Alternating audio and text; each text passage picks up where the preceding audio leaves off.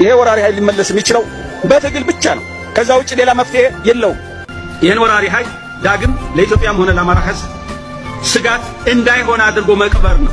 A few moments later ጦርነቱ ከመጀመሩ 2 ሳምንት አስቀድሞ ይሄ ተጨባጭ ሁኔታ ወደ ጦርነት ስጋት አለ፣ ነገር ግን ወደ አሁን የሚገባበት ሁኔታ አይደለም። በዲተራንስ ይፈታል የሚል የኔ አቋም፣ የሌሎቹ አቋም ደግሞ ጠቅላይ ሚኒስትሩ ራሱ የቀረበው ሪፖርት ተጨባጭነት የለውም።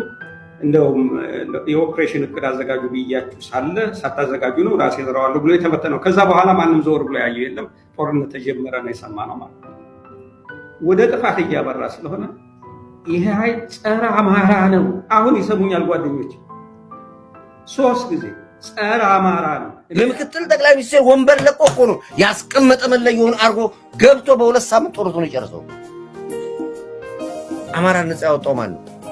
አማራ ነፃ አውጣለሁ እንደ ከአብይ ውጪ አለ ወይ? አማራ ነፃ ያወጣ ከአብይ ውጪ አለ ወይ? ጫካ ገብተህ እንድትዋጋ መንግስት እንድትሳደብ ንግግር መብት የሰጠው እኮ አብይ ነው።